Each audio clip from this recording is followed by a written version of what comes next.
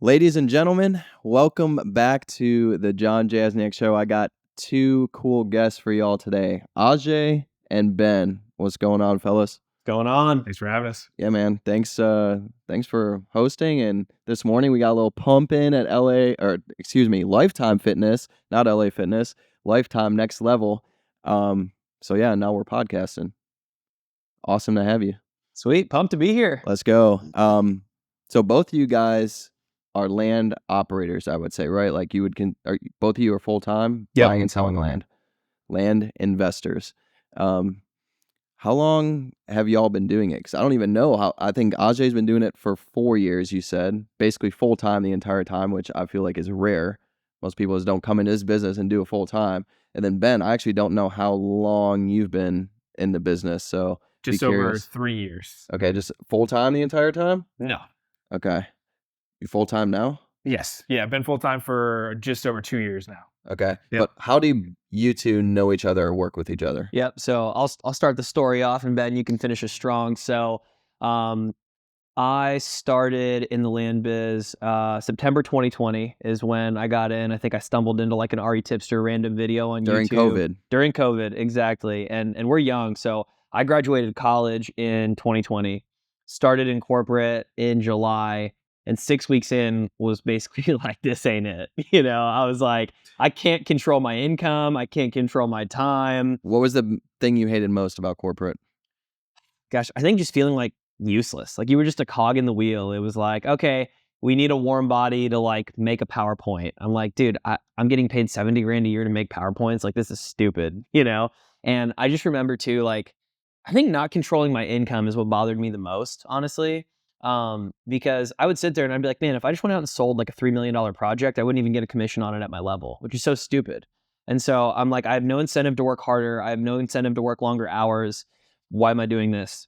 So yeah, I got 6 weeks in, started looking at different real estate classes, and I just like didn't understand a lot of the niches that required a lot of capital because I mean, I'm young and like didn't have any money. And so it was like, I don't really want to raise money for an asset class that I've never dealt with before. Like, I'm not going to tell an investor, hey, here's how your money's going to perform. And I'm just like making it up as I go, right? So I stumbled into land and was like, oh, the barrier to entry is so much lower. So I bought the RE Tipster course, sent out my first mailer a week later, bought a cheap lot in Wisconsin. It was like buy at 3,500, sold it for 15 a few weeks after that. And then, yeah, about a year later, I was full time. And that's how I got started. At that point, Ben and I weren't working together yet. So we were buddies in college. We met junior year of college. And we always kind of connected on real estate business, talked about stuff. It's funny now, we've chatted, and in the back of both of our heads, we knew one day we'd probably be working together. I don't think either of us thought it was going to be this soon. We both thought it'd be like way off in the distance, like 35, 40 type stuff, you know? And how old are you? 26. Both of y'all are 26. Yeah. Young hustlers. Yes, sir. Yes, sir. Every day. So, yeah, when Ben, I'll let you take over. Yeah, so Ajay passed along the RE Tipster course to me in 2021. So, for free? No, Ben signed up he on his didn't own. pass it Okay. along. I also bought it. I put in the investment. Okay. Don't you worry, Seth. I got you. I paid my money. So I bought the course and I started my own land business. But what I did is I started the business by getting all the paperwork set, the LLC, having the bank account. I never actually did a single transaction, John, by myself, because I just realized that I wasn't a solopreneur. Because you think about the E-Myth talks about 3 different types of people. You have the entrepreneur, you have the manager, and the technician.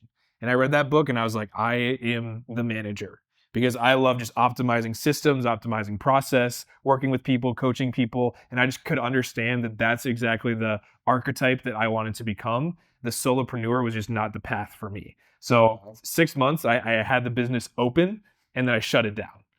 So I started blogging for a little bit, and then I quit my corporate job exactly 1 year. I worked for KPMG, which is a Big Four accounting firm. But you weren't doing anything? You just quit? Or were you already successful, like making money in real estate, or you just like no, didn't like corporate? Nothing set up. Jeez. Literally nothing set up. Okay. I just said, hey, I had 35 grand saved up.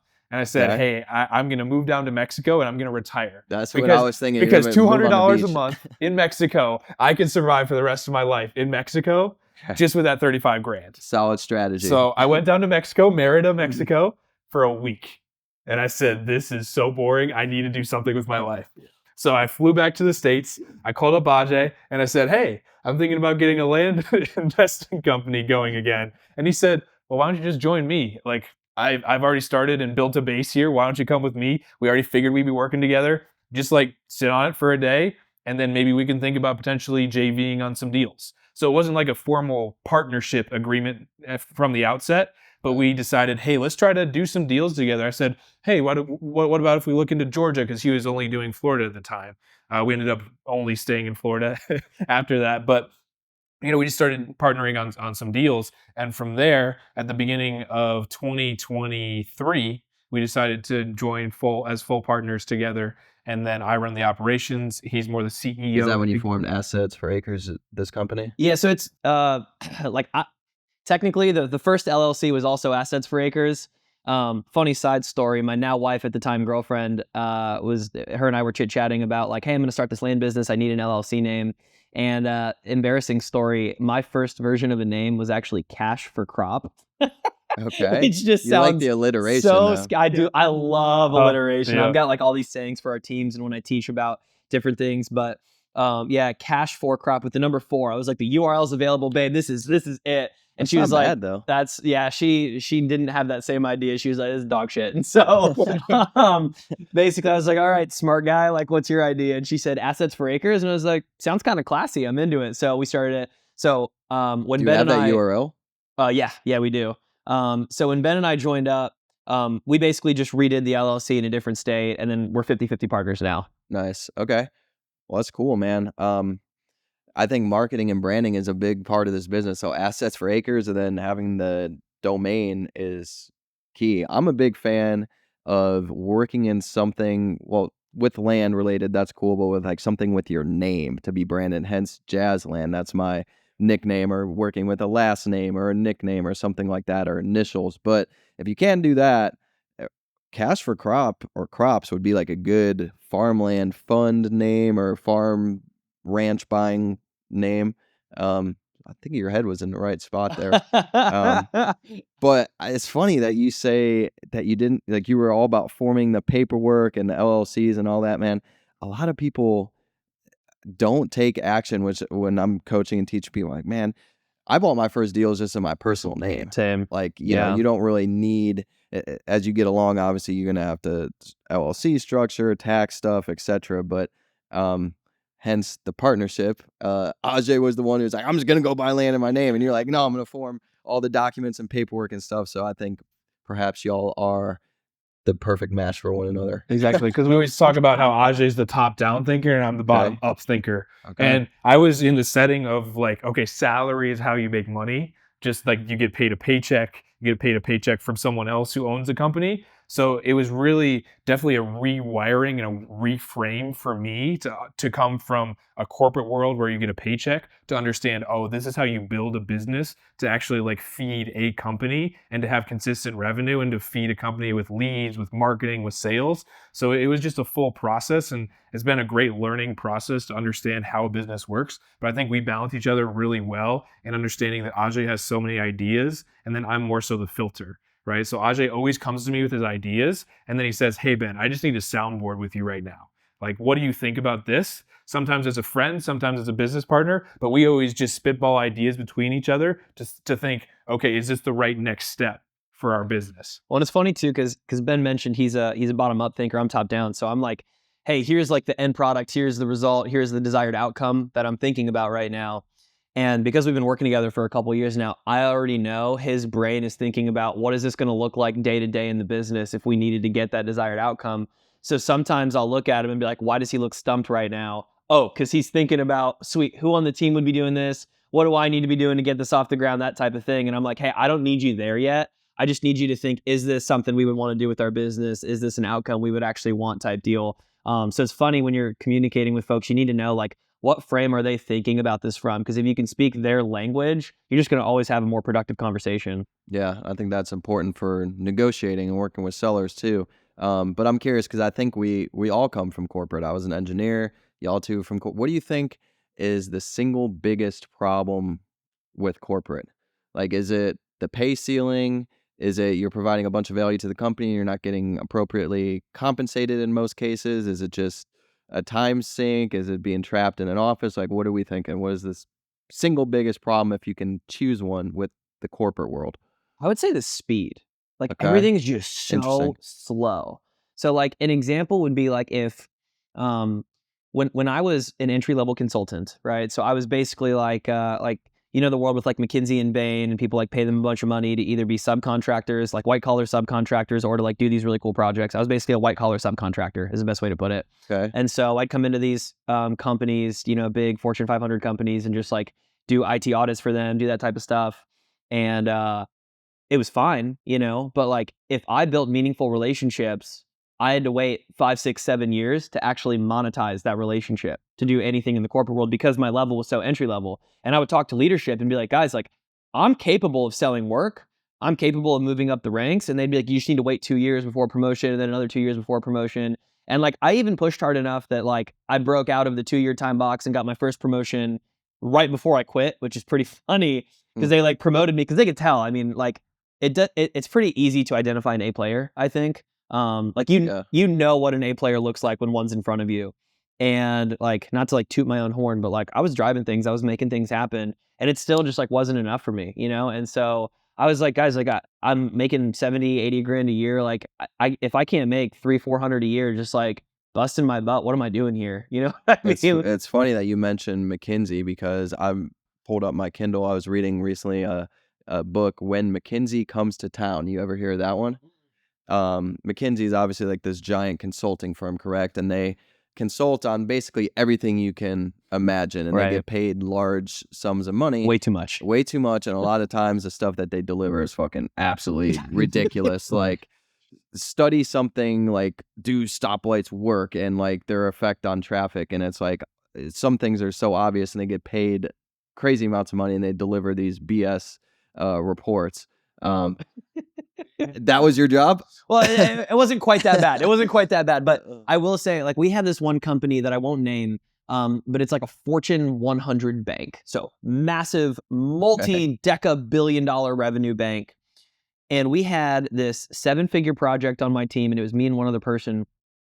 And I remember, I swear to God, we had like the same meeting 4 times, it felt like. Like I would get in and talk to the same guy and ask him the same questions and record the results, and something would happen in the bureaucracy structure and we would need to do it all over again, and we'd get the exact same results. And I'd be like, guys, you're billing me out at like $300, $400 an hour. Like, just keep it coming. Keep it coming. Yeah. Well, it's funny because I remember, I mean, the stuff is so inefficient. I could get my job done in 15 hours a week, which is why it was so easy for me to do that and work on my land business. And like my family was like everybody was kind of ragging on me of like, why don't you just keep doing both? Because you can make money doing both. And I'm like, because I can do more in my land business if I can give this all my time. It's a time issue. And attention, right? Like in the back of your head, you're thinking about, oh shoot, I just got a Teams notification. I need to hop back into this. But anyways, all that to say, I did like a version of it. It wasn't quite as bad as McKinsey. I was at a billion-dollar consulting firm called Protiviti, and they were much smaller, but it's pretty similar. Again, we didn't do stoplights necessarily, but it would be like, oh, let's look at this bank's like IT infrastructure and show them where the holes are. And then if you can be good enough at showing them where the holes are, maybe you win an implementation work where you try to help them patch them, but everything happens too slow and then you need to do it all over again. There was one recently, for those of you who are listening to this podcast and remember in the news, New York City, I think it was studying trash cans. And if they work or not, because apparently I don't think they use trash cans, and they're trying to implement, like public trash cans that the company will come pick up, and McKinsey was consulting on that one, I believe. So go figure. What did you do, Ben, in the corporate world? Yeah, so I was on the accounting side, so I was more what I like to call an Excel monkey, right? So I would just always be in Excel all day. And kind of going back to your question about like purpose, my question after I read the book, So Good They Can't Ignore You by Cal Newport, his question was, do you feel like the work you're doing is good for the world? And as I was in these Excel spreadsheets and sending these Excel spreadsheets to the abyss, I didn't even know where they were going to. I just sent them to my manager, and they were just going out somewhere, and I got paid, right? Interesting. So at the end of the day, I just kept coming back to that question: am I doing something good for the world in my work? And I just kept coming back to no, because I just couldn't see where the purpose was. And that was the evolution of a lot of me and Ajay's early conversations, because we were in the same city. We were both in Chicago, working for similar companies, and we were trying to figure out where the next step was for our life.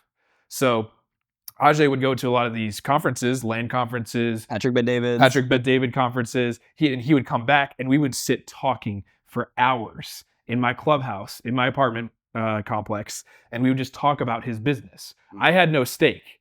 I wasn't running a business at that time. I was just interested in his business as his friend because I thought it was so dope what he was doing. So we would just talk about, and I would ask him questions like, oh, what do you think about this? Where's the direction with this? How are you going to take this marketing piece? How are we going to go there, right? I wasn't even involved at that point, but at a certain point, I was almost like a pseudo integrator within his business without even having a stake in his business. So a lot of those conversations were the early evolution of us understanding that, well, we could probably have some type of business partnership here and just kind of figuring out what that looked like going forward. And I want to comment on a later evolution. So like once Ben started JVing, right? So I would like front the marketing, spend, and then the leads would come in and we kind of work them together and split the deals.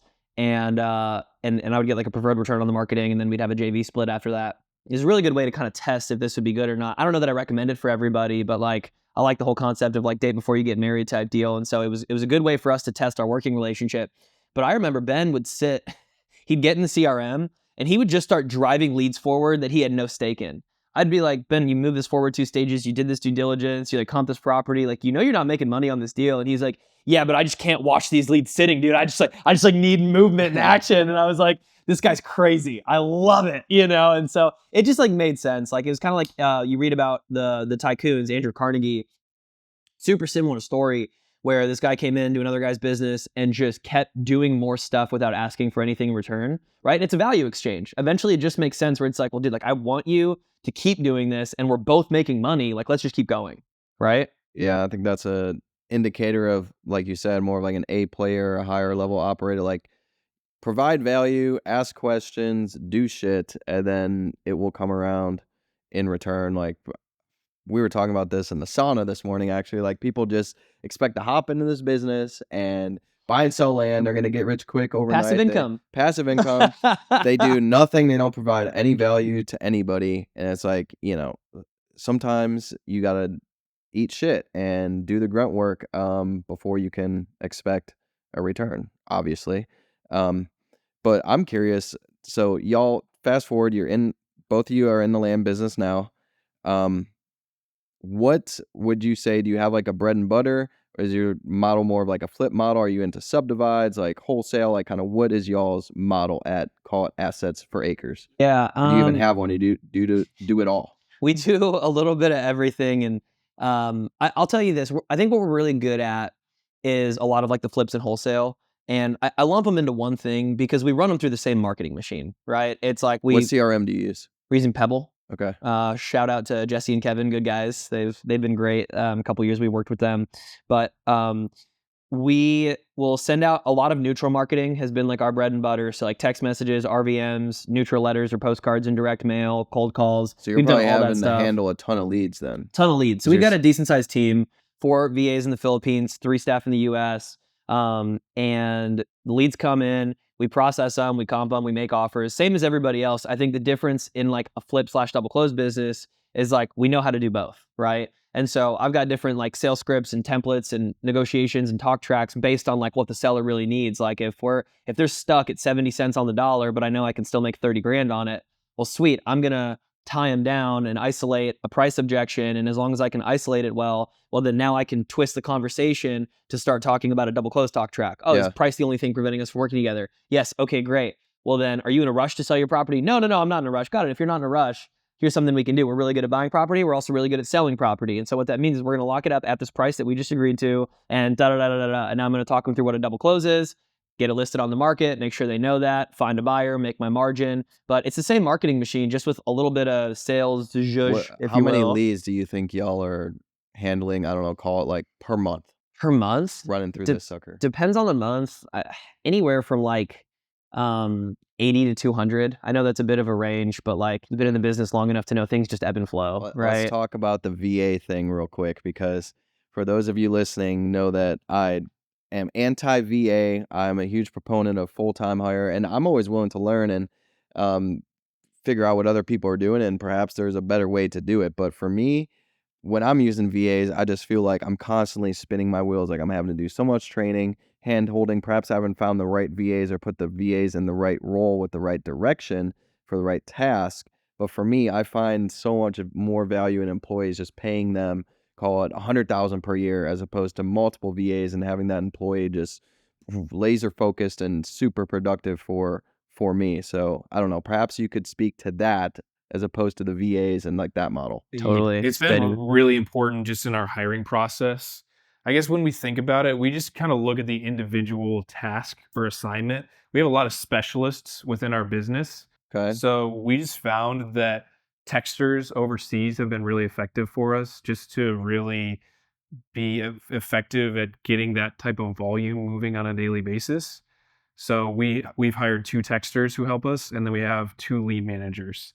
So the lead managers are more the intake people who have that first phone call and are just kind of warming up the lead. So very important within our hiring process is we talk about autonomy. So we don't hire anyone who can't be autonomous and manage themselves. So we go through a training process where it's I do it, we do it, you do it. So we hop on a Zoom call and we record it. I'm doing the task first. Okay. And then the second Zoom call, we're doing it together. You're doing it, but I'm watching you do it. On Zoom, we record that one. And then the third one is you do it yourself. You come to me if you have questions. Are they recording that third one or just the first two? No, they just come to us with questions. Okay. All phone conversations are recorded though, so we can like pop back to those if it's a phone call. Well, I like the autonomy piece. I think that's super important even for a full-time hire because you don't want to be a babysitter. No. Like, you know, I'm running multiple businesses. People out there got a million different things going on, family, personal problems, whatever. The last thing you need to be doing is babysitting an employee. So they need to be autonomous, whether they're VA or full-time, be able to, I was telling you, I think like self-starters, Totally. right? Like be able to take some action on their own and handle things. Yeah, I will say too, like I think our VA team against pretty much any other VA team I've ever met will demolish anyone. And like here's why: is we've got a couple of really good things in place. So first is once you find a really good person, have them basically recruit for you. So like there's only hiring is a lot like it's a funnel, right? So like it's sales and marketing just in a different sense. And so we're basically working through like a referral system in terms of getting like A players know A players, right? Okay. So our second hire came from our first hire, who was a killer. And when you have 2 killers on a team that know each other, they both up level naturally because the other person is a reflection of the other person. So if one's doing better than the other, it makes the other person look bad. And it naturally forces just a higher standard for how business is conducted. The second thing I'll say is when you're actually going through the funnel, because it is a funnel, you need to not rush hiring. So like we hire and fire based off core values. I'll speak to those in a second.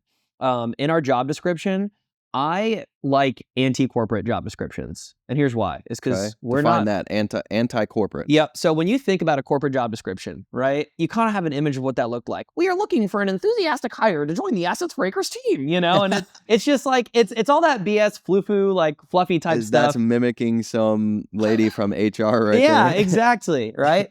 And so we basically, you know, Alex Hormozy talks about how half of America has a reading level below, I think it's 5th grade or something. Okay, I can believe that. Yeah. And so, I can believe that. especially with the folks you deal with. No, Yeah, just, some of the land leads that come in. yeah, right. know. Exactly. Well, so because of that, you want to keep your language and everything so simple, right? Remember, hiring's a funnel. So if I'm thinking about a job description, who do I want to attract? Put that avatar in your job description. Here's who I'm looking for. I'm looking for somebody who's a self-starter, who doesn't need to be managed, who fits this description. Here's what you're going to be doing every day. Every day, I'm going to need you texting leads. I don't want to hear about XYZ. Like, let's talk about the basics here. And just like qualify and disqualify in your job description. Something we do too that I think is like pretty unique, I haven't heard of a lot of folks doing this, is I throw in a 60 second to 120 second Loom video in every job description. For 2 reasons. Number one, if I'm hiring US Like based, explaining the description? Or? explaining the description, and like also that. just like I'm a kind of unique cat. Not everybody wants to work with me or for me, and I'm cool with that. So I think about, again, the job description is a qualifier disqualifier. If somebody's turned off by my like crackhead energy, cool, don't apply for the job, right? But it's going to show through video more than just a piece of paper will, right? On the flip side of that, people who are really attracted, like when we hired off hiremymom.com, which is where we've gotten all of our remote US based hires. I had people go crazy like once I post a Loom video in. And what I mean by not like go crazy because I'm like super good looking, which is true, but not why. It's more so because because they realize like, oh, this like is probably a good place to work, or I would work for this guy, or I'm attracted. Like you just like know when you would like somebody at some level. That's why content hits in a different way, right? In video. And so people will DM me on Instagram, DM me on LinkedIn, email me 3 times, follow up really aggressively, which you don't get a lot on like first application hires, right? So anyways, that's kind of the beginnings of it. After that, in terms of our funnel, we always do a group interview for the first round. And I assume about a 50% show rate. So if I'm hiring virtual assistants in the Philippines, I'm going to invite 12 people to the first 12 different applicants. 12 different applicants that passed kind of the resume check. I might put like a detail test in there to make sure they passed that, right? Okay. But I'm going to interview 12 people in a group interview, because then I can get a good feel for accent. I can get a good feel for their energy, and we can interview across the board. Like you remember, we just did one of these a few months back when we were hiring our second SMS gal. And there was literally a person, we asked her a question. Do you remember what the question was? It was like, tell us about a time that you faced adversity or a challenge. It sounds like a bachelorette group date here. Like, yeah, right. Who's going to get the first impression rose? Like, I mean, it's true though, right? And again, I'm looking for how can I effectively qualify and disqualify applicants quickly and effectively. But I need a big enough applicant pool that I don't feel bad turning away applicants. I think the biggest mistake a lot of people the biggest mistake people make when hiring first, second, third hire is they rush into it because they just want this person to solve the problem they have in their business so quickly. And then they bring the wrong person into the business, right? And so, we get bachelor style. We get, invite 12 people on, only 5 or 6 show up. From there, 1 to 3 are going to be worthy of a second round interview, or we'll get to know them one-on-one. And from there, maybe one of them will get a job offer. So we run them through a whole funnel. That's crazy that only half of them show up. Isn't that wild? Invited? Right. Yeah, because they're going through and they're applying boom, boom, boom, boom, boom to all the job postings, right? So we just know that they're actively looking and probably also on other interviews. And we want to make sure we have someone who's very committed to us. And if they don't show up, that's the first red flag. And we are slow to hire, fast to fire. So we have fired 3 people so far. We fired one person within a day of hiring them, another person within a week. So we are not shy about cutting people if they don't hit our standard, because we have a very high standard for the English and for the dependability that people bring, especially if they're overseas. But we also treat our VAs. We don't really use the term VAs. We call them our team members, or team or staff, whatever. Exactly, because we treat them as like full humans. And I even went over to the Philippines. I feel like it's common sense, or not common sense, but like common practice just within the virtual world to just not treat overseas people as true. Humanly as you treat your Americans. And I feel like that just doesn't work well. So I actually went over to the Philippines in May for a team member's wedding, and I got to spend a full week with our team in person and meet them human to human, and just interact with them on a full week, in a full week, and just see what their lives were. And that was so cool. I'm just making it like a human to human interaction. And that has also been really effective for our business, because that has also helped me understand what they need in their lives. So they fill out personality tests every time we get a new hire. Everybody fills out a personality test. What's your go-to personality test? We like Myers-Briggs and Enneagram. Right. So my job as a COO, everybody's going to be reporting to me. So I need to know everybody's incentives and everybody's motivations to the deepest level. Is there like a certain profile in Myers-Briggs or the Enneagram that just completely like cancels them out or flags them as good or bad, or it's just more so that you know how to treat them? Exactly. Bingo. We need to know their incentives. So I go through, I've read every single, Myers-Briggs, they give you the results. INTP right here. Exactly. And then they give you the full results. So the full results, it's like a huge report package. I've read every single one of those for every single person on our team. So I know exactly what motivates them and what's going to push them to drive further. Nice. Once you know what motivates your team, you can challenge them to get better. And since we know that about our team, it helps us make them better and make us better too. So it's funny too, because Ben and I play in different roles on our team. He's the day-to-day leader. So he's doing daily stand-ups with the team for 15, 30 minutes every single day, kind of making sure everything's driving forward. If the team runs into roadblocks, how can we solve those problems quickly? Whereas I'm more like big picture. I see everybody on the team at least once a week. We'll do an entire team meeting. And I'll do other calls one-off if, we're doing certain things, or I do call reviews with our acquisitions manager. But we drive our teams in different ways. Because Ben is in there every day, he kind of has to play good cop, and I like to provoke our team. So like we have a lot of type 1 Enneagrams on our team, which is the perfectionist. So they like systems, they like everything being good. And so like I'll do this with Ben even because he's a type 1, but I like poking people to drive them. It's just like I'm kind of a jackwagon that way. And I'll get on, I'll be like, hey guys, listen, I know sometimes we're going to make mistakes. We're just never going to have a perfect system, you know, especially with how we're operating now. So like, you know, it's like, but in their mind, they hear we're never going to have a perfect system. And there's almost like that competitive fuel where it's like, watch me, you know, and it drives them to be better. Right. And so I just like poking the bear. Another thing that we talked about is like our A players, they're extraordinary on our team. I've got Zoe in mind, who's actually one of our virtual assistants in the Philippines. She is phenomenal. How much you pay in like an average VA? $6 an hour, Okay. $6 to $8 an hour, kind of in that range. And that's about how much a doctor will make in the Philippines. So it's really good pay for them. Okay. Yeah. But you know, we think it's good for retention. It's good. Like you're going to get better players if you pay more, kind of to your point. So that's been a sweet spot for us. It's kind of that range. And because one of our VAs is phenomenal, people tell her that all the time. So I don't. I won't tell her she's always doing a great job. I'll be like, hey, like, I can tell you've been learning. You've got a lot more room to grow. You gotta push them though, you know, because if people just like toot your horn all the time, you start to get a big head, man, you know? And I'm sure you get that all the time, right? Oh, dude, I love your content. This is so good. Like, oh man, you're doing so much shit. Like, John, you're so great, right? Every once in a while, somebody just needs to be like, hey, dude, like, everyone needs that you could person do better in their life for you know sure. What I mean? You could raise more money. You could do more deals. You could have more followers. Your content could be more consistent. Like I might just start texting you this shit to piss you off every now and then. I need just to poke the bear. But it works as fuel. And I think good friends and good leaders do that to each other and poke each other and like fuel each other so that you step up to the best version you can be. And that's something we're really good at too, is we can see that best version. We can see that end goal that that person needs to get to that somebody might not see for themselves in the present moment. So we just try to build that roadmap. So we saw for Zoe, hey Zoe, we think you're exceptional. We think you're driven. We think you really want to get better. She started out just as a texter, but I said, no, Zoe, I think you could be a COO someday. And she said, what? No way. That means so much coming from you, Ben. And I said, that's just the honest truth. So I said, let's start with making you a marketing manager next. So we're up-leveling her to a marketing manager. She's starting to run the data, starting to put all the campaigns in. Picks our counties, starting to really understand the marketing world, watches all of our videos from other land influencers, from our Collective Genius Mastermind. She watches all of this stuff. And I say, she comps better than me sometimes too. She's comped over 1,000 properties. So there's been a couple of times I'll be like, hey Ben, I think she's like too high or too low on this one when I'll do my quick 30-second comp. And he'll come back and be like, actually, I think she's right. And I'll take another look and be like, damn, she got me. So I mean, that's a little scary though. Like, I know, right? Here, literally have someone who doesn't even live in America, American land, knows American land better than us. Yeah. I've been in the business for years and like, I know American land, you know? Yeah.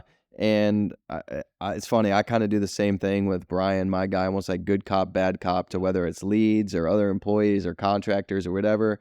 I feel like I'm more of like the chill person. Like I'll like sick him on them to like crack on them or say whatever. Then I'll be like, no, he didn't really mean that. Like, we're going to figure this out. We're going to figure out how to make this happen. It's like, I'm almost a good cop and he does a better job at the bad cop.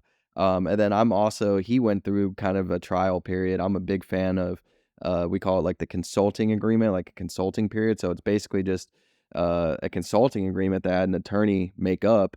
And I usually run people on it 2 months, sometimes 1 month, and you just pay them as like a consultant. So they're not full-time. It's like their tryout period. So it's kind of the same thing that, VAs hire slow. That's my hiring slow process. They're trying out as a consultant. So then I don't have any liability with employees and they're not full-time. And so there's consulting and, working for me. And then boom, they're good. Then I hire them full-time.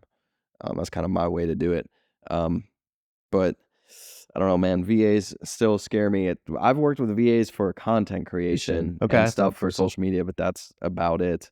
I don't know. I think I have a lot different business model when it comes to real estate space, especially land, than most. It's like I don't have any acquisition manager. Like that's something that like I'm super against, like the acquisition or lead flow. Everything, every lead, every deal, like I find like there's no getting around that. But it's a different business model. If you're doing like more flips and wholesale, like you need people to analyze leads. Totally.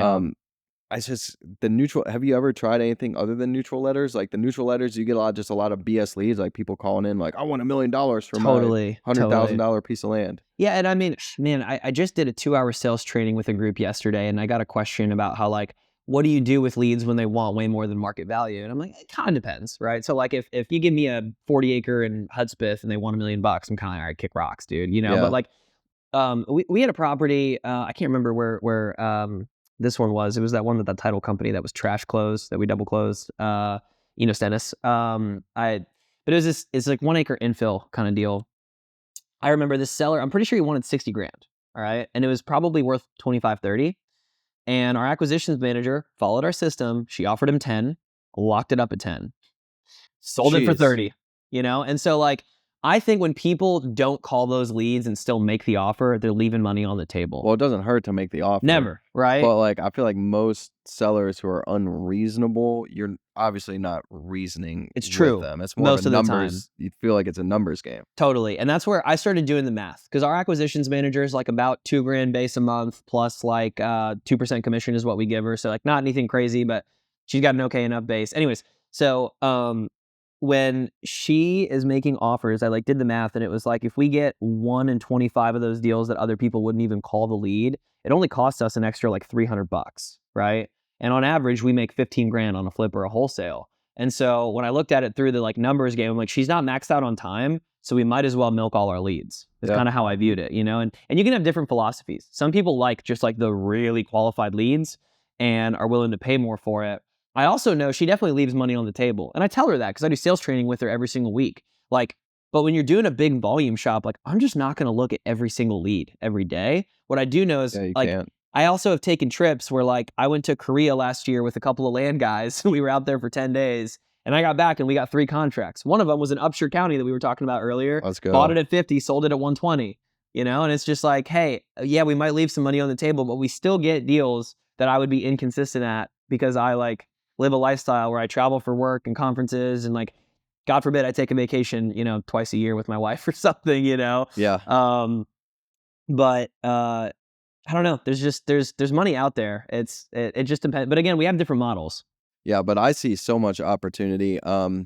Let's talk about the MLS real quick, because I think there's so much opportunity in MLS. Y'all recently found, how much did you pay for that property? How many acres? It's like 4,800 an acre, just above that 4,860, I think, on 106 and some change acres out in Hill County. 106 acres for like 500 Gs. Yep, 520. It's 106 acres for 520,000. It's worth probably 1.2.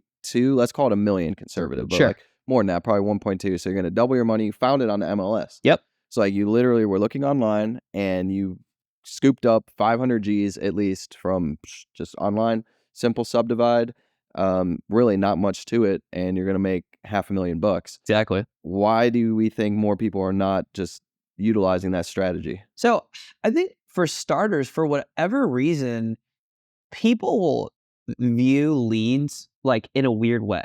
Okay. And I don't know if you get this, but like people think off-market leads are better than on-market leads at some level. And like we talk about qualification, like there are different. So yeah, a blind offer lead is probably going to be more open. Like a blind offer mailer lead is going to be more open generally to like an offer in that like 40, 50% market value range than say an MLS lead. Sure. But at some level, a lead is a lead. If somebody is interested in selling a property, that's all I need to make an offer, right? And I just know with the law of large numbers, if I do enough of that to humans that own property, that's our target demographic. We can do business with a human that owns a piece of land as long as the land meets our criteria, right? And so if it checks those 2 boxes, I can make an offer, and over enough offers, I will get deals. It doesn't matter what marketing channel, it doesn't matter what level of motivation, what level of qualification, you do it enough times with enough qualified properties, you will get deals. And so I think there's this narrative that like on market is like this like, yeah, they know? want their price. They're not going to come down. I bought land on market for less than 50% of what they're asking. I got one going on in West Texas right now that I think is going to be buy for, well, I know it's buy for 1.05 million, so just over $1 million. I think it's worth at least 3. I think maybe 4. So you can't complain about finding $2 or $3 million on the MLS. What do you think, Ben? Why are more people just not looking on market. Those are motivated sellers who want to sell. Now it's all about just getting them down to an appropriate price that is similar or equal to what you would be direct mail or cold call or SMS texting an off-market lead. I think it's very similar to what Ajay was talking about. Our process, we built out a process once texting got shut down in October.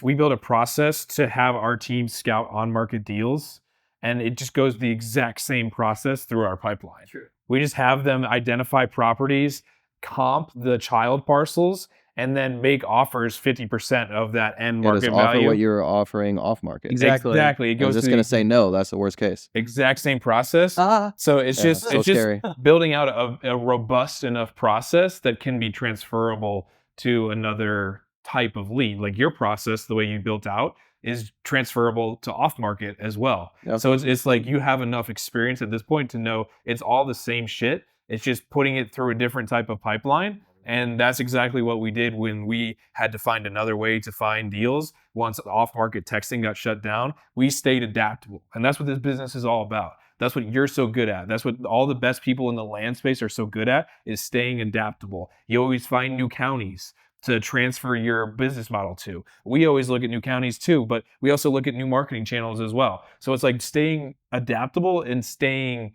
on your toes and knowing that you can figure it out. Everything is figure outable, right? At a certain point, but you just have to stick with it and stay gritty and stay in the business. We talk about survival is the biggest thing in our business. Survival is the number one priority. And the best way to do that is to become exceptional.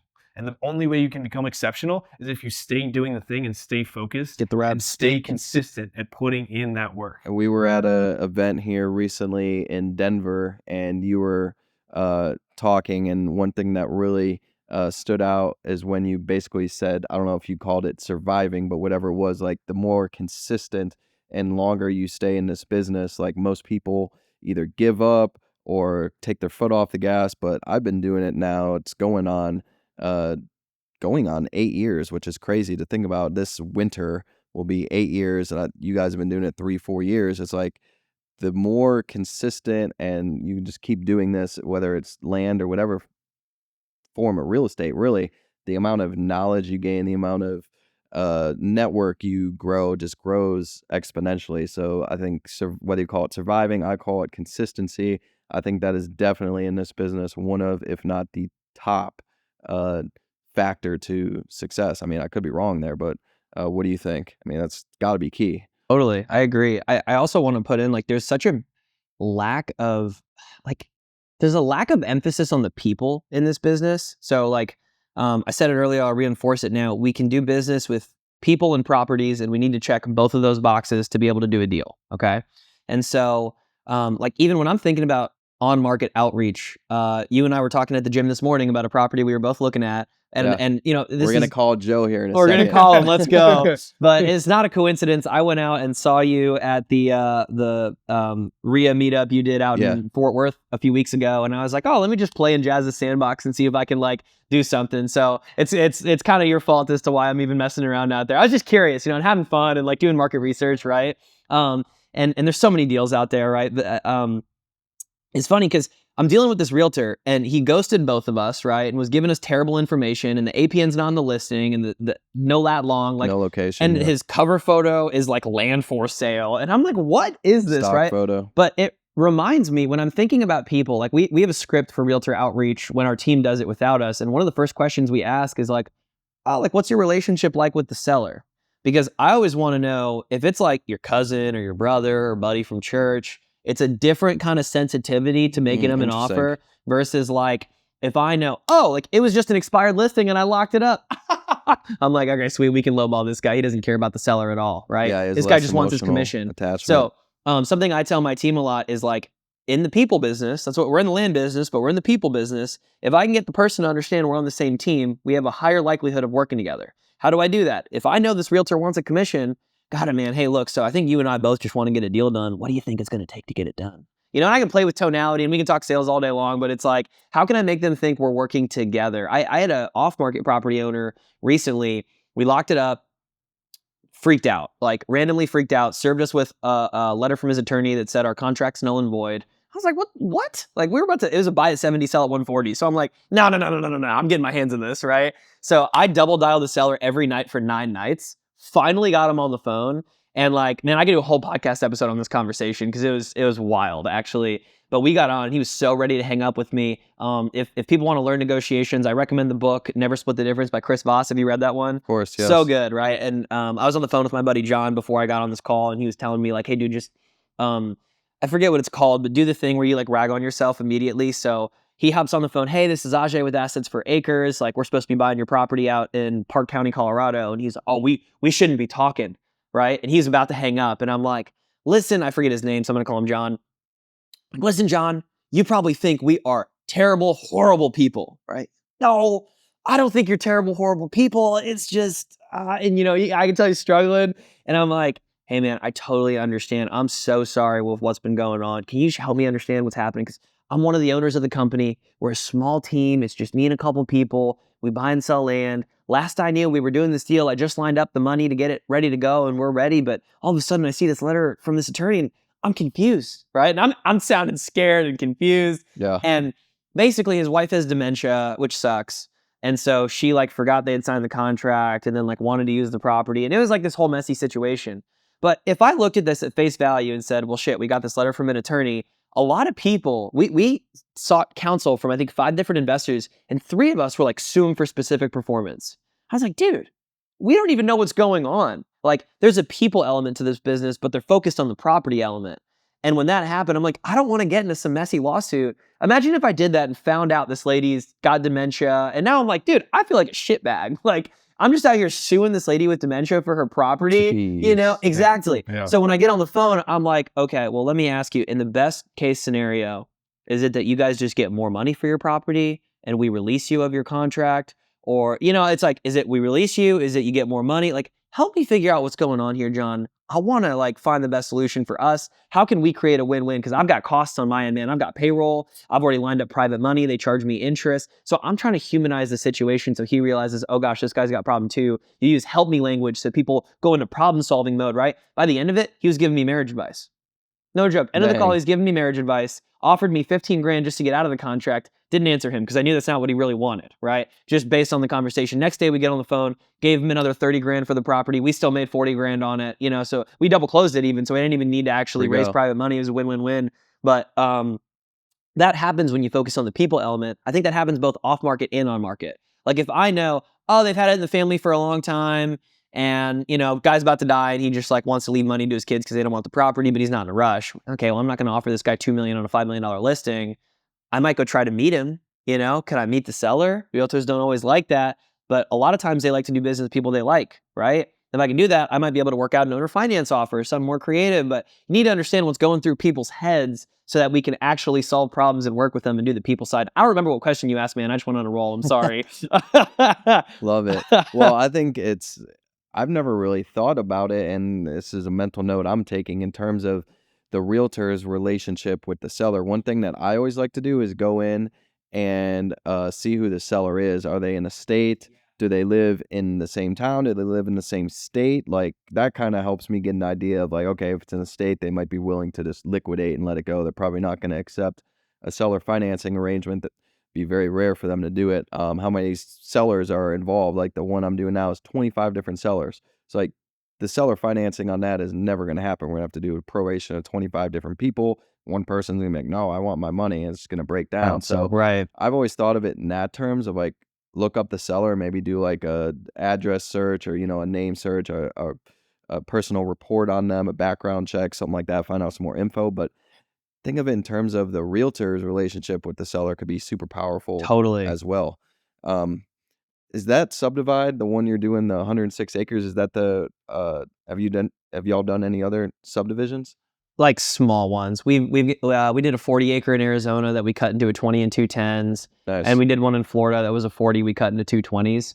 So I think both of those were high 5-figure deals. So this is our first multi 6-figure gross profit deal, which is really nice. It'd be 7-figure sale, but multi 6-figure gross profit, which is good. So we're trying to play in the the bigger boy sandbox with you and with Clint Turner and Justin Sleva and all the big dogs, you know, all the big dogs. Let's go. Come on in. It's a fun sandbox. Yeah. The grass is Smith green. County The grass sand, is baby. greener. Yeah. What were you about to say? Oh no, so you talk about opportunity with like trusts, estates. This one was a bankruptcy deal. That's So right. it took a long time for us to work through all the title work and get all that set up. But that lended us an opportunity to offer a lower price than what was listed. It was listed around like $750. Yep. In And that so area. $750 down to $520. Yeah, exactly. In Hill County, which is a really hot county in the DFW area. South of DFW. Yeah, exactly. But we drove down, we saw the property and banger property. Oh, it's right down. What do you like about it? It's on the highway, which is kind of a detractor for some people, but it's so close to town. And we spoke to the water person at our girl Jamie. Exactly. We talked to Jamie, and she just said how there was such good demand in that area for people, and it was good for us to confirm because that was data confirming with people. Like a local confirming the data that we had seen on the market is always good validation for us whenever we're doing our research. And that's why it's important to talk to realtors, talk to water people, talk to city council, get some local feedback, officials, whoever. That's why I like getting boots on ground too, especially so on valuable big projects. You never know what a neighbor is going to say. They might know info about the water taps and the water company, or you know, you might bump into a rancher nearby who's like, hey, this is really fertile ground, or oh, this sucks, there's no water out here, whatever. Like, you just never know. You're spending 500 G's, it's gonna be $1.2 million. Like, certainly you could afford to make a trip out to see the land. It's crazy that some people don't. Yeah. They'll lock up a 7-figure deal, never set foot on the dirt. That terrifies me. It terrifies me, but it just goes to show that in this business, it truly can be done remote. It's true. It's not my favorite way to do it. I don't think it's as scalable, but you could make millions sitting on your butt in Florida looking at Google Earth and buying Texas land. I mean, that is a possibility. Are you adding someone right now? Or no, I'm just kidding. No, but it's true. And we've felt that since we moved to Texas. We've also enjoyed the business more too. Like us, like we have fun, just the boys rolling out to see some land, jamming out to some tunes, you know, driving an hour and a half, just having a good time. We get to walk the dirt, get our cowboy boots going, and just like see what the land is all about, and like also paint a vision for ourselves. It's like, oh, we can cut this up into 5 tracks. True. And in the future, this is gonna be 5 homes that we can drive by with our families in the future and be like, hey, your daddy created this out of nothing. This wouldn't be here if it weren't for me and Uncle Ajay, right? That sounds pretty cool, right? So, yeah. Well, there's just some about Texas land, too, man. It's just, I don't know, people love it. Texas and owning land in Texas. Being a Texas landowner has its own vibe or aura to it, so to speak. And then all of us really are helping more people become Texas landowners, which kind of back to your mission and vision and purpose is kind of cool. I keep telling people I think that's the new American dream. It's like, screw the white picket fence, the home in the subdivision. Like, I think people want to get away from the city and like own themselves 5, 10, 20 acres of land that they can have some livestock on, have little to no restrictions. Like, I laugh, man. People are going to watch this interview or the other stuff I do, be like, who buys that Hudspeth County land or the desert? Who's going to want to live an hour south of Fort Worth in the middle of the farm fields? But like, for most people who are in Fort Worth, or especially Dallas, where it's overpopulated, the traffic sucks, like, you give them that at an affordable price, you'd be surprised how many people are going to be like, man, that's just all I want. Oh, yeah. I mean, I was talking to some guys at my gym, and I work out a Lifetime, so, you know, it's people with money, Bougie. but like, bougie, baby. But I was telling them about the project we were doing in Hill, and I'll say 2 other things about what we loved about it is that it's high and dry, and there's a lot of trees, and people just like, do you get a lot of questions about are there any trees on the property? Because people like privacy, right? Near the major cities, yes. When you're out like in desert land, less so. People know there's not trees. Of course. They want to know stock tanks or ponds and trees. Totally. So but those are 2 more things that I was like, oh, this is banger property. And creeks. But when I was talking to some folks at the gym, I was literally like, yeah, like 20 to 25 acre tracts at about $12K an acre. And one of the guys was like, man, you got me thinking. Like, I've been thinking about buying some land. Again, like, to your point, Texans love land. Getting an hour and a half outside of the city. 20 acres is enough to hunt on. You know, if you have a stock pond, you can even put fish in it potentially, right? Like, people will throw fish in their pond and have catfish or trout or not as much trout, but bass. You can, man, it's like, people just like peace and quiet, you know? Have y'all seen in Fort Worth? I see them banded signs for Hill County land. I saw one on the way out here today. They're advertising 12 acres. I'll have to send you a photo of it. It's a little banded sign, 12 acres. I think it was 150K with 10%. It was 15K down. So y'all should throw up some banded signs. When you get near the big cities, I think those are actually underrated. So, I mean, I don't think you'll have any problem selling it for sure. Those lots are going to fly off the shelves, but it's just fascinating bandit signs because people know in the city people are going to want to move outside the city, so they're just hitting people right on the pavement in the middle of the city. Just move out in the land. Yeah, we saw some actually. So we just held a small mastermind the other day of like there were 6 guys. We stayed in a house, and we saw a few when we were driving to the gym one morning, and it was like, should we call? Should we call? You know, it's funny when you see them, but like 2 of the guys that were there run the business where they do bandit signs and they sell properties with them. They'll put them, especially if it's like a rural subdivision, they'll put it at the front of the subdivision. But they move their properties on average within 30 days, 100% off market, and they mostly do cash sales. And they're mostly like secondary Houston area, but like still just like faster than I hear most folks are selling their stuff in mid 2024. How do y'all plan on? Do you have a plan yet for how you want to sell these 5 lots? Yeah, so we've got a really good realtor. We work with Valerie Whitehill, who is a very good realtor out here in DFW. She works with a ton of land investors and has done a ton of land in her career. Nice. So we have a really strong relationship with her. So we already have a couple buyer leads from some locals in the area. But once we get past that, our goal is to then list with Valerie, and she has a good sense of where we want to take it with the market. Y'all doing cash only on those, you thinking, or are you trying to owner finance some of them too? In a perfect world, I like cash. I like my money coming home quickly, is what I like to say. But Yeah, we'll just see what demand looks like. I think when you get near the big cities, obviously more people, more demand. Like it's easier to get cash in a reasonable amount of time as opposed to having to finance something in a rural market more in the middle of nowhere. Totally. And realtors, if you found a good one, I would hold on to her because when it comes to land space, some of you realtors out there, golly, we should try and give Joe a call. But this dude literally has a stock photo on his listing. I got my phone pulled up, and he answered me, I think, but didn't answer you, or at least he gave me some info. He I at least asked him. It was bad, but yeah. It's just crazy because I think there's actually a lot of opportunity for realtors and brokers in land space because most of them are so bad. So in order to be good, you really don't need to be that good to stand out. And you work with investors like y'all in Valerie's case, and you get people who actually have inventory and looking to sling some lots, like you make a bunch of money. Totally. How much commission does she make, do you think, on the sale like that? Is it like your traditional 3 or 6%, or she's making more, or what? No, it'll be traditional, like a 6% and 3% for the buyer's agent, you know, but she brings buyers sometimes, and she works really well. And I've referred her probably $2 million of business in the past year of other investors I know that need realtors. And like Jeremy Chapman's a good example. He was a coaching client of mine and had a project they bought for like $450, sold it for 1.1, and she did the whole listing for him and moved it quick. You know, I don't think they've sold out of all of it yet, but 6 out of 10 lots, I'm pretty sure. And so, you know, you find somebody that's good and you refer them to other investors you know are good. And so, you know, hey, here's one referral that she's going to make $30,000 to $60,000 off of, right? That's one listing. That's a teacher salary, right? So like, there's money to make as a realtor if you're good, but I mean, there's money to make in most stuff if you're good, to be fair. Just for the realtors out there, like just do some simple Facebook or Facebook ads. It's hard for you as a realtor to spend money on ads. Or just pick up the phone. You're working on commission. Yeah. But just on Facebook Marketplace or just post it up in groups. Like I don't see any realtors posting on Facebook, and their listings, like in Joe's case, are just so poor, and they don't answer the phone. Like you try to call them and I called them 3 times. Yeah. It's no crazy. Answer. Follow-up is so critical in this business. Let's give him a call because I want to ask about water. I doubt he'll pick up, but let's see. I want to ask about water. I want to see how low they'll go. Let's see. It's listed. It's 160 acres for 385 G's.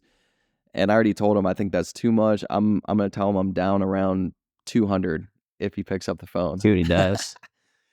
If he don't answer, you should call him right after. Just call him right after. I'm going to give him a double dial first. Oh, okay. The good old Ajay double dial. We should talk about that real quick. Look at this. No answer. Calling. 12:30 in the afternoon. He's probably at lunch. Go figure. Because I was telling you the water. I'm a double dial. I must call him again. Let's go. What do you like about the double dial? Oh baby, what do I like about the double dial? What do y'all like about the double dial? I mean, for starters, it'll double your answer rate pretty quickly. I'm talking so because I'm almost nervous he's gonna pick up. He's gonna hear you over talking in the background. Yeah, right. Well, because most people see you dial a random number, like mine's a 248 number from Michigan. They're like, this is spam. This is some healthcare totally. AI bot trying to call me. But all the bots and all the dialers can't double dial. So like they're on single dialer systems, right? So they're calling 10 people at once, and then they'll get voicemail. Joe. You leave him a voicemail? Voicemail. Yeah. Thank you. At least his inbox isn't full. To leave a callback number, press 5. Come on. Hey, Joe, this is John Jasniak. Wanted to call and ask you a couple questions about that 160 acres. Was looking at well reports and water in the area. Think you had a photo of a water well actually on the property. Wanted to ask you a little bit about that and just kind of pick your brain on where you might think the seller is at and their price expectation, and see if we can maybe put a deal together. Looking for more land out in that area. Let's see if we can make something happen. Give me a shout. Thanks. Bye. Are you want me to try calling him? Yeah, try calling him. Just right after. And then tell him you're sitting here with me if he picks up. I'm sitting here with John. Jeez. Oh, this guy's probably like, what is going on? This has got to be some sort of game. I'm getting a lot of calls on this listing right now, so there's a lot of interest on it. Yeah, so we're bidding the price up at the moment. Yeah, right. So another one, because I would love to get a call here live for the people. I'm gonna give. There was another one that I found. By the way, for y'all out there. Oh dang, guys, pick up the phone. Yeah. I tell people all the time when they're like, man, like, I don't know if I can make money in this business. I'm like, dude, answer your phone, make offers on properties, you'll get rich. Like, the bar's low.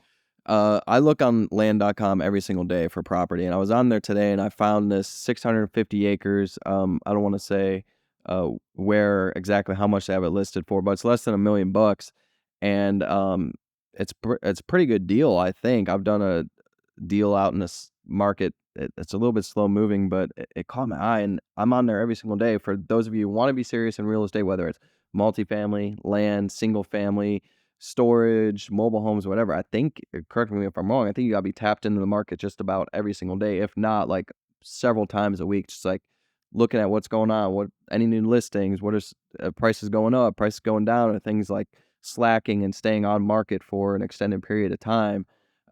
Is there a new realtor working in the area with a bunch of listings that they just put? Is a new subdivision going up in the area where they just put up a bunch of listings? I mean, there's so many different benefits to being in there several times a week, in my opinion.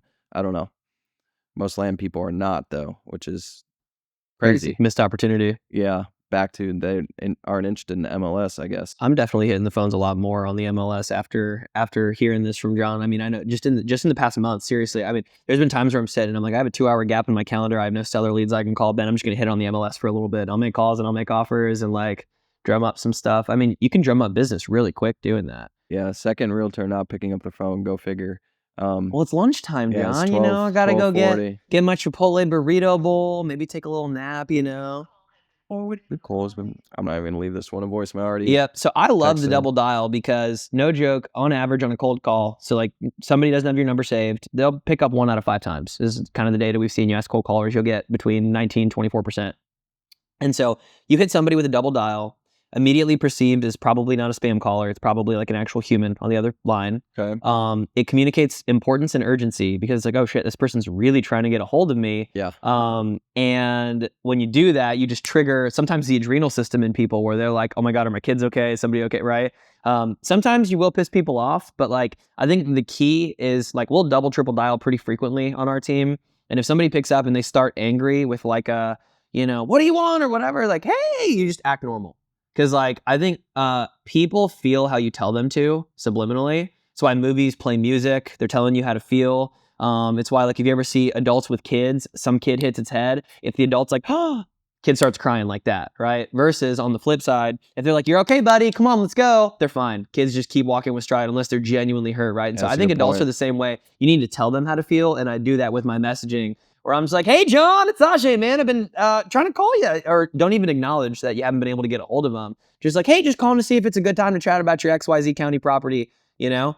You got 5 minutes to chat? And they're like, sure, what's up, right? And now you're in, baby, right? And so that's all I need is I just need my way in, but I can't make offers to people if I'm not on the phone with them a lot of times. I like making offers verbally because people can give me their objections and I can overcome them and we can negotiate and get some feedback, right? And so a little different off market, on market, you know, there, but a lot of times I think you can get feedback on both sides. Like I was telling you earlier, here's a question that you should tuck away that I really like. Okay. When you're trying to figure out why the seller's selling to see if there's some motivation there through the realtor, I'll be like, oh, like, why is the seller selling now? Is like something wrong with the property? And they get defensive because they're trying to make a list. Like it's usually a pretty good property. They feel obligated to probably explain why they're selling so that you know there's not anything wrong with the property. Exactly, right? So then it's, no, they just, you know, have da-da-da-da. They're moving, they just inherited it, whatever. But humans also have this inherent need to want to correct, we've found a lot of times. So if you start with like, oh, is something wrong with it? No, it's this. And they correct you. You know what I mean? So it's a fun one to tuck away and play with. You got to be careful about it because you don't want to like peeve off the realtor. But it's one we've tested and I've never had it not work, to be honest. And it's had huge success within our business. Since we implemented the double dial, it's allowed us to have a lot more seller conversations. And the more conversations we can have about properties, the more offers we can get out. And the more offers we get out, the more contracts we can get signed. So we just think in terms, because we're built as a volume shop, we want to be making as many offers as we can on a daily basis. And implementing the double, triple dials has allowed us to increase that number immensely. Totally. What along those lines, it just got me thinking, like deal flow and all that. Like, what do you think is or do you have a bottleneck in y'all's business right now? What would you say is the biggest bottleneck in your business? Biggest bottleneck right now is lead flow because we had our launch control account get shut down. Okay. Classic. Which was our texting main platform for funneling in leads. So we decided to upgrade our RVM account to get more RVMs dropped on a daily basis. We also added Smarter Contact, which is another SMS platform. So we're just trying to build a 3 or 4-legged stool in terms of our marketing platforms, so that if one gets shut down, we're still staying standing as a stool. We bounce back as a business. Diversify. And that's always our goal is to make sure we always have some way we can add lead flow. And we're just continuing to brainstorm and talk with other land investors about where are you having success, because we want to hear these people are having success with the marketing channel, because we've tried many times to be beta testers and guinea pigs for house wholesaling marketing vendors. Okay. And it hasn't worked for us because land is not houses. It's a very different game. Yeah. And we found that working with vendors a lot of times don't as much have a stake in your business's success, which makes sense. Who's going to have the most stake in your business's success? Obviously, it's going to be you. So we want to make sure that we have as much control as we can possibly have with our marketing vendors. And that's why it's been good for us to just talk with a lot of other land investors. Hey, what's working for you? What's not working for you? And then that way we kind of do a lot of discovery. It's funny you say that too, because a lot of house wholesalers think they're going to transition to the land business for a good reason, because it's easier, no tenants. It's simpler dealing with land as opposed to a structure.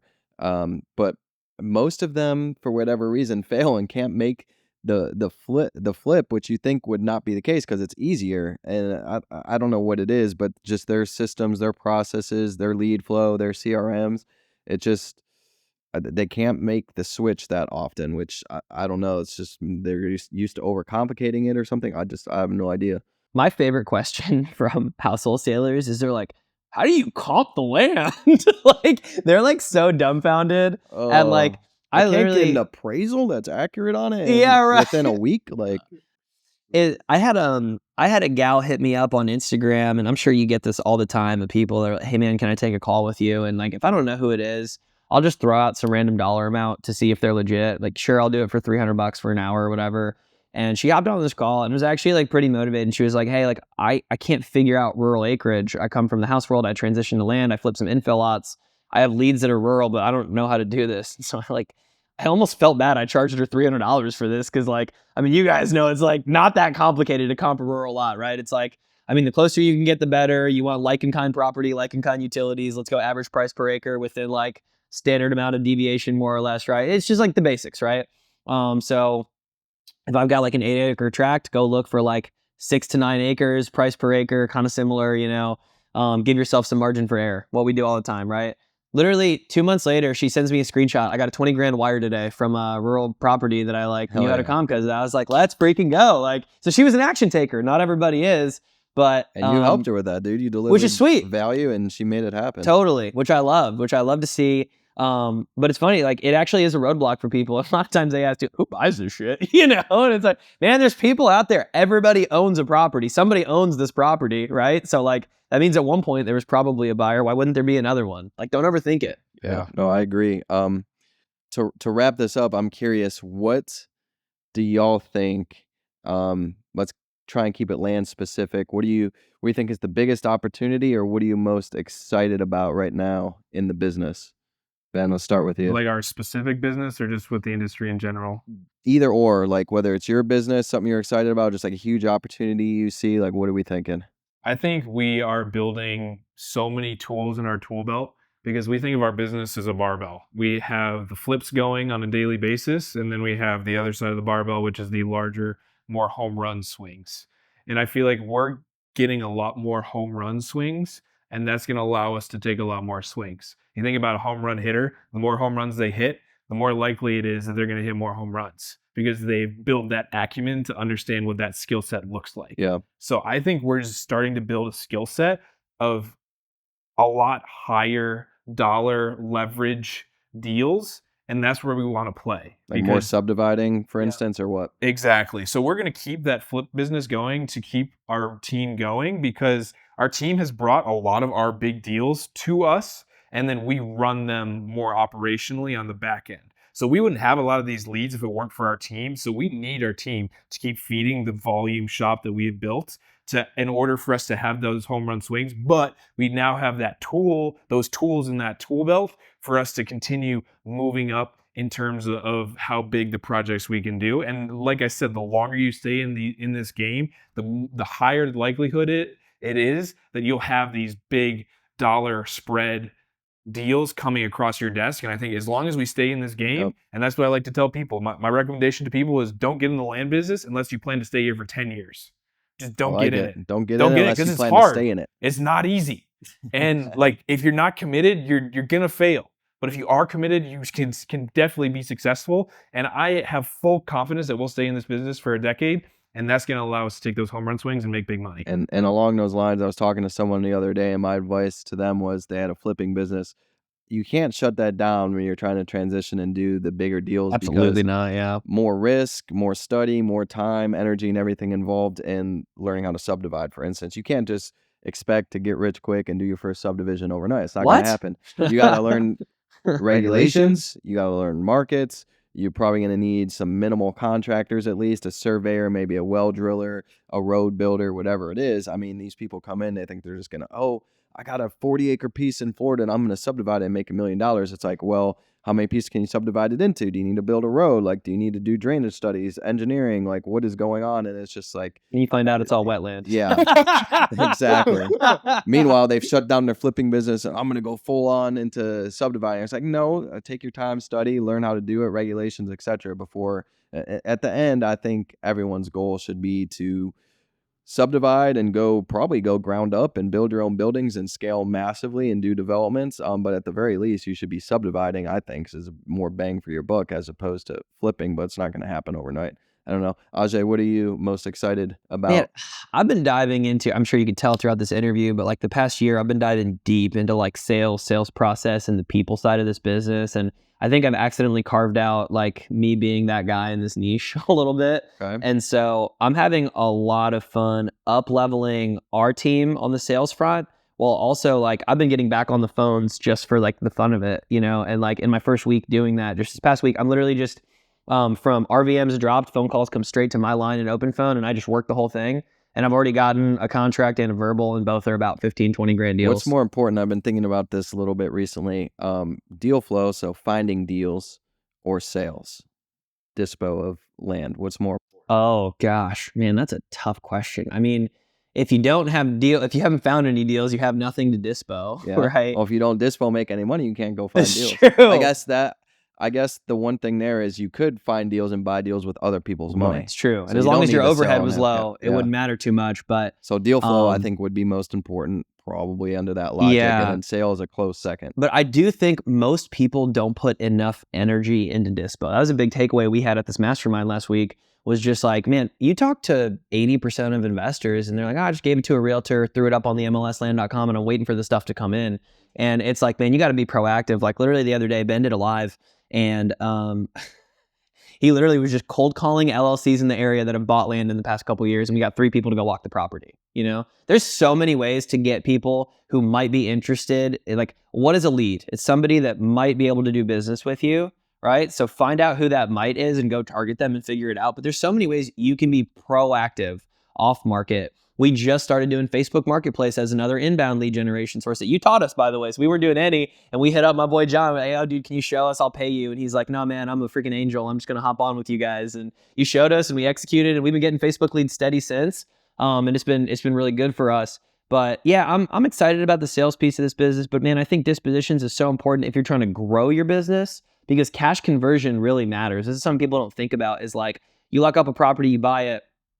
If it takes you 6 months to go full cycle, it's really hard to aggressively grow your business without that cash coming back in to respend on talent or marketing, depending on what you're trying to do, which is why we're going to have a dispositions panel, if I'm allowed to plug the event right here. I don't know when this is dropping, but let's plug it. So come hang out with us. My boy John's going to be there. My boy Ben's going to be there. Landscalingsummit.com. We're going to be talking about how to actually scale your land business. John's going to be coming on as a panelist, talk about all kinds of stuff. It's going to be a really fun time where we're just talking about the honest truth of growing your business. It'll be here in Dallas, Texas, September 27th and 8th. Oh yeah, this will drop plenty of time before that. We'll get you hopefully some leads. September 28th. Come check them out. Come see me. There'll be a lot of other land ballers. For those of you interested in any space, land particularly, small community, man. You got to come out, come to the events. Ben was at an event, a month ago, whenever it was, in Denver. We saw him there. I see y'all at pretty much every event. Small community. You got to come network, shake hands, meet people, wheel and deal, man. That's what it's all about. But look, I appreciate y'all coming on. I appreciate the hookup and invite to go pump some iron this morning at Lifetime. Anytime. Love that place. And we'll have to do this again soon. So I appreciate y'all. Thank you. Thanks, John. You bet.